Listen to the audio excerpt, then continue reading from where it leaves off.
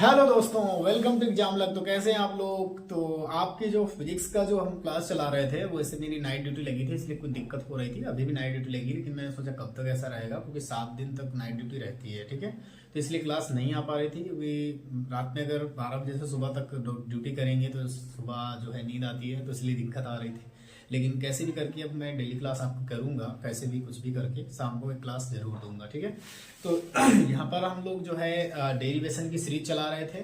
तो डेरिवेशन की सीरीज में हम लोगों ने आपको 2 क्वेश्चन मतलब 2 डेरिवेशन हमने करवाए, हम लोग ने किया 2 डेरिवेशन।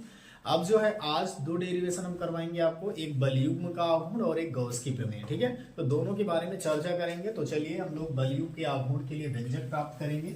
ठीक है, तो बलयुग्म के आघूर्ण के लिए, ठीक है, बलयुग्म का आघूर्ण, बलयुग्म का आघूर्ण, ठीक है, बलयुग्म के आघूर्ण के लिए व्यंजक निकालेंगे कि बलयुग्म का आघूर्ण क्या होता है। अब आपको पता है बलयुग्म का आघूर्ण टाउ से प्रदर्शित करते हैं। ठीक है, इससे टाउ से प्रदर्शित करते हैं। तो बलयुग्म का आघूर्ण हमारा क्या होता है, टाउ होता है। ठीक, तो यहां पर अगर हम बात करें कि बलयुग्म आघूर्ण का व्यंजक कैसे प्राप्त करेंगे, तो आपको पता है कि इसके लिए हमको एक फिगर बनाना होगा। ठीक है, तो इसके लिए एक बलयुग्म बनाना होगा, एक बलयुग्म बनाएंगे। ठीक है भाई, इसके लिए एक बलयुग्म का आघूर्ण बनाना होगा सॉरी। और यहां पर एक त्रिभुज की रचना करेंगे। हम क्या करेंगे, एक त्रिभुज की रचना करेंगे। ठीक, और यहां पर अगर इसे हम a मानते हैं तो इसको b सिरा मानना पड़ेगा। ठीक है भाई, इसको अगर हम प्लस क्यू आवेश देते हैं तो इसे माइनस क्यू आवेश देना पड़ेगा। और यहां से यहां तक की जो दूरी रहेगी दोनों की, वो 2l रहेगी। क्या रहेगी, 2l रहेगी। क्लियर भाई। और यहां पर ये वैद्युत बल रेखाएं वैद्युत बल रेखाओं के अंदर ये स्थित होगा। ठीक है भाई, और इसको हम क्या मान लेंगे, c मान ले लेते हैं, कोई दिक्कत नहीं है। तो अगर हम बात करें कि भाई अगर यहां पर ये 90 डिग्री का कोण है और ये थीटा कोण बना रहा है, तो इसके सामने वाली भुजा लंब होगी। अब आपको पता है कि हमको सामने वाली भुजा की दूरी चाहिए, है ना, यानी ये वाली अगर दूरी निकालनी है तो क्या करना पड़ेगा, है ना, साइन लगाना पड़ेगा। यानी त्रिभुज ABC में C कोण क्या है, C कोण समकोण है, C कोण समकोण है, समकोण है। तो पाइथागोरस प्रमेय क्या कहता है कि भाई पाइथागोरस प्रमेय नहीं लगाएंगे, साइन थीटा लगाएंगे। तो साइन थीटा बराबर क्या होता है, लंब बटे कर्ण। लंब इस थीटा कोण के लिए क्या होगा, AC होगा। कर्ण क्या होगा, कर्ण आपका AB होगा। ठीक है भाई, तो यहां पर साइन थीटा बराबर क्या हो जाएगा, AC की वैल्यू निकालनी है। AB की वैल्यू कितनी दी है, 2l। तो भैया AC की वैल्यू क्या निकल के आ जाएगी, 2l साइन थीटा। क्या निकल के आ जाएगी, 2l साइन थीटा। तो AC की वैल्यू क्या निकल के आ गई, 2l साइन थीटा। ठीक है, तो हमने यहाँ पर AC की वैल्यू निकाल ली, इसकी वैल्यू निकाल ली, AC की वैल्यू निकाल ली। तो ये हमारी ये जो दूरी है ये कितनी निकल के आ गई, AC ये निकल के आ गई 2l sine theta, 2l sine theta. कोई दिक्कत, यहाँ तक कोई प्रॉब्लम। अब आपको पता है बलयुग्म का आघूर्ण क्या होता है, बल गुणे लंबवत दूरी, है ना, क्या होता है, बल गुणे लंबवत दूरी। तो यहाँ पर क्योंकि टाउ है तो बल का एक परिणाम होगा और दोनों स्थितियों में रेखाओं के बीच की दूरी होगी, है ना। तो टाउ बराबर क्या होता है, बल गुणे लंबवत, बल गुणे लंबवत दूरी। अब ये बताओ टाउ बराबर बल है हमारा क्या, F, क्योंकि यहां पर भी F बल लग रहा है और यहां पर भी F बल लग रहा है, ये वाला। ठीक है भाई, दोनों F वेक्टर है सॉरी। तो बल गुणे लंबवत दूरी। अब इसकी लंबवत दूरी हमने क्या मानी है, AC, भैया AC हो जाए। तो टाउ बराबर क्या होगा, बल आपको पता है कि F बराबर EQ होता है, F बराबर EQ होता है। तो यहां पर हमारे पास EQ हो जाएगा, गुणे AC की वैल्यू कितनी दी है, 2l sine theta, 2l sine theta. तो टाउ बराबर क्या हो जाएगा, इसको हम एक साथ लिख सकते हैं ना, 2l और Q को, और E को बाद में लिख सकते हैं। और साइन थीटा अलग से लिख सकते हैं ऐसे। कोई दिक्कत यहाँ तक? कोई दिक्कत नहीं। अब आपको पता है यहाँ पर कि जो है मल्टीप्लाई के चिन्ह लगा लो कि बलयुग्म का आघूर्ण जो P होता है वो P बराबर द्विध्रुव आघूर्ण 2L³ होता है, तो इसीलिए टाउ बराबर 2L³ की जगह P आ जाएगा और E इंटू साइन थीटा। तो हमारे पास जो बलयुग्म का आघूर्ण निकल के आ जाएगा वो टाउ बराबर PE साइन थीटा आ जाएगा। मात्रा कैसे निकालेंगे? क्योंकि इसका मात्रा क्या होता है P का न्यूटन मीटर और इसका न्यूटन प्रति मीटर। ध्यान से समझिएगा, क्योंकि जो आपका बलयुग्म का आघूर्ण होता है P बराबर 2L³, इसका मात्रक होता है कूलाम मीटर। कहां से? यहां से पता चलेगा, कूलाम और मीटर। तो भैया अगर हम P की बात करें तो P का मात्रक होता है कूलाम मीटर। समझिए क्या होता है? Coulomb metre. और इसके बाद मल्टीप्लाई किसका है? E का। और E क्या है? वैद्युत क्षेत्र की तीव्रता, और इसका मात्रक होता है न्यूटन प्रति मीटर। न्यूटन प्रति मीटर। क्यों? क्योंकि E बराबर होता है F/Q0। F का मात्रक न्यूटन और इसका मतलब होता है आपको पता है कि E बराबर क्या होता है? वैद्युत क्षेत्र की तीव्रता का मात्रक होता है न्यूटन प्रति कूलाम। सॉरी, यहाँ मीटर नहीं होता, कूलाम होता है। ऐसा क्यों? क्योंकि आपको पता है कि F बराबर जो E बराबर होता है वो F/Q0 होता है। तो F का मात्रक न्यूटन होता है और आवेश का मात्रक कूलाम, इसलिए इसका मात्रक क्या बनेगा? E का न्यूटन प्रति कूलाम। कूलाम से कूलाम कट जाएगा तो P का मात्रक क्या बन के आ जाएगा? न्यूटन मीटर बन के आ जाएगा। न्यूटन मीटर बन के आ जाएगा। तो इसीलिए इस जो टाउ का मात्रक है, सॉरी टाउ का जो मात्रक बन के आएगा, टाउ का मात्रक बन के आएगा न्यूटन मीटर। तो इसका मात्रक हो जाएगा न्यूटन मीटर। कैसे निकला है ये हमने आपको बता दिया। E क्या है? एक द्विध्रुव आघूर्ण है जिसका मात्रक कूलाम मीटर होता है। E क्या है? वैद्युत क्षेत्र की तीव्रता है जिसका मात्रक न्यूटन प्रति कूलाम होता है। तो कूलाम से कूलाम कट गया तो न्यूटन मीटर टाउ का मात्रक बचा, अर्थात टाउ बराबर newton coulomb sorry newton metre होता है। अब यहाँ पर अगर हम बात करें कि इसकी बीमा क्या हो जाएगी, तो बीमा आप आसानी से निकाल सकते हैं। क्यों? क्योंकि बल की बीमा निकल सकती है और लंबवत दूरी की बीमा निकल सकती है, कोई इशू ही नहीं आएगा, है ना।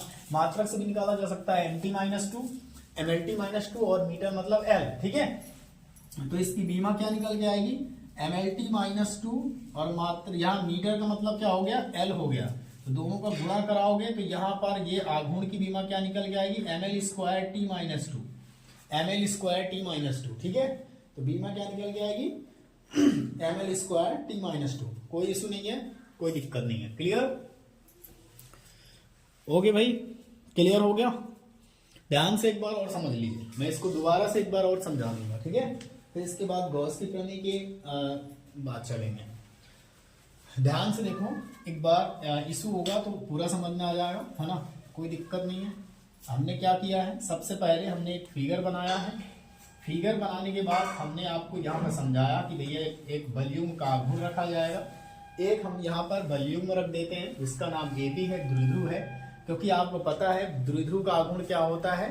दो बिंदुओं के अल्पांश जो समान परिमाण के परंतु विपरीत चिन्ह के, समान परिमाण के परंतु विपरीत चिन्ह के दो बिंदु आवेश परस्पर तुल्य दूरी पर स्थित हो तो ऐसी संरचना वैद्युत द्विध्रुव का आघूर्ण कहलाती है। हमने परिभाषा बताई थी आपको, क्या बताया था? कि ऐसी संरचना, हाँ, ऐसी संरचना वैद्युत का आघूर्ण कहलाती है। कैसी? कि दो बिंदु आवेश, है ना, दो बिंदु आवेश समान परिमाण के परंतु विपरीत चिन्ह के, दो बिंदु आवेश समान परिमाण के परंतु विपरीत चिन्ह के परस्पर 2L दूरी पर स्थित हो तो ऐसी संरचना वैद्युत द्विध्रुव का आघूर्ण कहलाती है। अब यहाँ पर ये 2L साइन थीटा कैसे आया है वो आपको हमने समझाया था कि यहाँ A है, अगर A सिरे पर प्लस Q आवेश है तो B सिरे पर माइनस Q आवेश होगा। इन दोनों के बीच की दूरी 2L है। यहाँ पर थीटा कोण के सामने वाली जो भुजा है वो लंब होती है। अगर यहाँ पर C कोण समकोण है तो यहाँ पर हमने क्या लगाया था कि त्रिभुज ABC में C कोण समकोण है, C कोण समकोण है, हमने बताया था C कोण समकोण है। तो यहाँ पर हमने साइन थीटा लगाया, तो साइन थीटा बराबर लंब बटे कोण यानी AC बटा AB होता है। तो यहाँ पर साइन थीटा तो हो ही गया, AC की वैल्यू नहीं पता, AB की वैल्यू पता है 2L, तो AC की वैल्यू क्या निकल के आ जाएगी? 2L sine theta. तो भैया यही तो हमको निकालना था, तो ये लंबवत दूरी हो गई क्या? 2L sine theta. अब आपको पता है बल का मान क्या होता है? बल का मान होता है F बराबर EQ0, है ना, EQ, ये बराबर EQ कह लो। तो यहाँ पर आप टाउ बराबर आपको पता है कि बल गुणे लंबवत दूरी होती है, तो लंबवत दूरी यहाँ पर क्या है ना, बल गुणे लंबवत दूरी, बल गुणे लंबवत दूरी।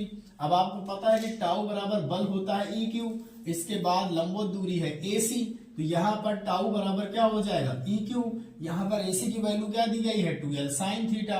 अब आपको पता है यहाँ पर टाउ बराबर ई का इनको साथ में लिख देते हैं, तो 2L को साथ में लिख लो, मल्टीप्लाई ई साइन थीटा अलग लिख दो। अब आपको पता है कि P की वैल्यू होती है 2L, तो जहां पर P मौजूद है वहां पर हम 2L रखेंगे यानी P रखेंगे, तो PE साइन थीटा हो जाएगा, और यही वैद्युत द्विध्रुव का आघूर्ण को दर्शाता है। अब आपको पता है यहाँ पर इसका मात्रक क्या होगा, क्योंकि P क्या है, एक आघूर्ण है, तो P बराबर हम इसको क्या मान देंगे, P बराबर इसका मात्रक क्या होता है, इसको पता है, इसकी जो इसका 2L है यहाँ पर इसका मात्रक जो पता है कि इसका मीटर होगा, इसका कूलाम, तो इसका हो जाएगा कूलाम मीटर। क्या हो जाएगा, कूलाम मीटर, है ना दोस्त, इसका हो जाएगा कूलाम मीटर। अब इसके बाद मल्टीप्लाई है ई वैद्युत क्षेत्र की तीव्रता। अब आपको पता है कि ई बराबर होता है F/Q0, जहां पर F का मात्रक होता है न्यूटन और इस आवेश का मात्रक होता है कूलाम, तो इन दोनों का मात्रक न्यूटन प्रति कूलाम, इसीलिए यहाँ पर इन दोनों का मात्रक क्या हो जाएगा, न्यूटन प्रति कूलाम। तो जहां पर एक कूलाम से कूलाम कट जाएगा तो P का जो टाउ का मात्रक बचेगा वो बचेगा न्यूटन मीटर, तो इसका मात्रक इसीलिए हो जाता है न्यूटन मीटर। अब इसकी जो वीमा की बात करें तो वीमा आपको पता है कि न्यूटन की वीमा होती है mLt-2, और यहाँ पर ये मीटर की वीमा L होती है, इसीलिए दोनों की वीमा बन जाएगी mL²t-2। तो क्या इशू है भाई, क्लियर है, तो ऐसे आपको इसको लगा देना है, ठीक है। तो ये हो गया आपका बलयुग्म का आघूर्ण। तो बलयुग्म का आघूर्ण आई होप कि आपको समझ में आया होगा। मात्र 11 से 12 मिनट की वीडियो में एक डेरिवेशन हमने आपका कंप्लीट कर दिया है, ठीक है, बीमा और मात्रक सहित, ठीक है। और बलयुग्म का आघूर्ण एक कैसी राशि है ये आप कमेंट बॉक्स में बताइएगा, ठीक है। बलयुग्म का आघूर्ण एक कैसी राशि है आप लोग कमेंट बॉक्स में बताइएगा, ठीक है। अब यहाँ पर इनकी स्थितियां जान लेते हैं, इनकी स्थितियां कैसी कार्य करती हैं, है ना। तो इसका स्क्रीनशॉट ले लीजिए, इसके बाद हम इनकी स्थितियां जान लेते हैं, ठीक है भाई। इनकी स्थितियां जान लेते हैं, अगर स्थितियों के बारे में समझ लेते हैं। तो इसका स्क्रीनशॉट हो गया आपका, ठीक है। तो फर्स्ट चैप्टर के डेरिवेशन इस डेरिवेशन से लास्ट होगा, ठीक है। इसके बाद हम लोग गॉस की प्रमेय पढ़ेंगे, गॉस की प्रमेय के अनुप्रयोग पढ़ेंगे, उनसे बहुत ही क्वेश्चन इंपॉर्टेंट है। तो अगला जो आपका डेरिवेशन आएगा गॉस की प्रमेय, तो गॉस की प्रमेय यदि आप गौर से समझेंगे तो उनके अनुप्रयोग भी आपको समझ में आएंगे। यदि गॉस की प्रमेय और उनके अनुप्रयोग आपने अच्छे से समझ लिया तो गारंटी है उससे एक क्वेश्चन आपके एग्जाम में बनना ही बनना है, ठीक है, बनना ही बनना है। तो इसीलिए जल्दी से, और अब कोई डिले नहीं होगी, डेली क्लास आपको मिलेगी, कोई डिले नहीं होगा, क्योंकि ये सारी क्लासेस आपकी इंपॉर्टेंट हैं, और हो सकता है फरवरी में आपका पेपर है तो दिसंबर और जनवरी में ये कंप्लीट हो जाएगा, है ना। तो इसके बाद हम अनसाल्ट शुरू करते हैं, तो जल्दी से इसे हम दिसंबर माह में आपका कंप्लीट कर देते हैं, है ना। तो एक डेरिवेशन अगर डेली आएगा आपका तो समझ लीजिए आपका रिवाइज हो जाएगा, कम से कम 30 से 35 डेरिवेशन जो इंपॉर्टेंट है वो आपको देने वाले। इसके बाद एक मैराथन लगाएंगे संडे के, वो 3 से 4 घंटे जिसपे आपको लाइव आना है, और 3 से 4 घंटे पे उसमें न्यूमेरिकल कंप्लीट हो जाएगा। इसके बाद केमिस्ट्री की 2-3 मैराथन लगा दी जाएगी, जिसमें रिएक्शन पार्ट पूरा समाप्त कर दिया जाएगा, रिएक्शन, और इसके बाद रिएक्शन पार्ट जैसे ही वो कंप्लीट हो जाएगा इसके बाद थ्योरी पोर्शन लाएंगे। तो आपके लिए कोई टेंशन नहीं है, मैराथन के साथ आपकी जो फिजिक्स केमिस्ट्री है वो कंप्लीट करवा दी जाएगी। तो इसका स्क्रीनशॉट ले लिया है। अब इसकी हम स्थितियां समझ लेते हैं, चलिए, है ना, स्थितियों के बारे में जानते हैं। तो आपको पता है कि ये जो डेरिवेशन फाइनल आया वो कितना आया, वो हमारे पास आया टाउ बराबर PE साइन थीटा। अब अगर यहां पर कंडीशन फर्स्ट में यदि थीटा का मान हम 90 डिग्री रख दें, यदि थीटा का मान हम कितना रख दें, 90 डिग्री रख दें, तो टाउ बराबर क्या हो जाएगा, PE साइन 90। अब आपको पता है साइन 90 इसका मान 1 होता है, इसीलिए टाउ PE इंटू 1 हो जाएगा। तो यहां पर टाउ मैक्सिमम हो जाएगा, टाउ मैक्सिमम हो जाएगा, इसीलिए कह सकते हैं कि यहां पर जो टाउ मैक्सिमम हो जाएगा, तो इसलिए कह सकते हैं कि यहां पर बलयुग्म का आघूर्ण क्या होगा, अधिकतम होगा। यहीं से आप द्विध्रुव के आघूर्ण की परिभाषा निकाल सकते हैं, ठीक है, द्विध्रुव के आघूर्ण की परिभाषा भी यहीं से निकाली जा सकती है। तो टाउ मैक्सिमम होगा कब, जब थीटा 90 डिग्री होगा। अब इसके बाद अगर हम बात करें कि भैया कंडीशन सेकेंड क्या है, कंडीशन सेकेंड में यदि थीटा 0 डिग्री हो जाए तो भैया हमारे पास टाउ बराबर पीई इंटू में साइन 0 हो जाएगा, तो हमारे पास टाउ बराबर पीई इंटू 0 अर्थात टाउ बराबर 0। इसीलिए कह सकते हैं कि यदि थीटा 0 होगा तो इस स्थिति पर कोई बलयुग्म का आघूर्ण कार्य नहीं करेगा। ठीक है, कोई बलयुग्म का आघूर्ण कार्य नहीं करेगा। कंडीशन थर्ड क्या कहती है, यदि थीटा 180 डिग्री हो जाए तो इसी तो आपका जो टाउ होगा वो पीई साइन 180 डिग्री होगा। अब 180 डिग्री का मान कितना होता है साइन में, ये आपको पता होना चाहिए। तो साइन 180 डिग्री का मान भी 0 होता है ना। तो यहां पर आपको पता है कि साइन 180 डिग्री का मान 0 होता है, इसीलिए टाउ बराबर P इंटू 0 अर्थात टाउ की वैल्यू इस पे भी 0 होगी। यानी 0 और 180 पर टाउ का मान 0 होगा, अर्थात इस पर कोई बलयुग्म का आघूर्ण कार्य नहीं करेगा। और अगर थीटा 90 है तो यहाँ पर जो बलयुग्म का आघूर्ण होगा वो अधिकतम होगा, है ना, अधिकतम होगा। तो अधिकतम कब होगा, जब थीटा 90 होगा, और 0 कब होगा, जब कोई बलयुग्म का आघूर्ण कार्य नहीं करेगा, जब थीटा 0 और 180 होगा। क्लियर है, इट्स क्लियर। तो यहाँ पर ये स्थितियां नोट कर लो, इतना डेरिवेशन आपको कंप्लीट करना है। और फिर एक नोट पे हम लोग लिखेंगे यदि वैद्युत क्षेत्र असमान हो तो उस पर बलयुग्म के साथ साथ एक नेट बल भी कार्य करेगा, ये जरूर याद रखना। ठीक है, यदि बलयुग्म का जो आपका गुण क्या है, यदि वैद्युत क्षेत्र असमान है, इस स्थिति में यदि वैद्युत क्षेत्र असमान है तो इस पर एक बलयुग्म का आघूर्ण कार्य करेगा, अर्थात इसके साथ साथ इस पर एक नेट बल भी कार्य करेगा, याद रखना। ठीक है, तो यहाँ पर इसे नोट करो, इसका स्क्रीनशॉट लो। इसके बाद हम लोग अगले डेरिवेशन पे कल मिलेंगे, है ना। तब तक लेते हैं आपसे विदा। जय हिंद, जय भारत।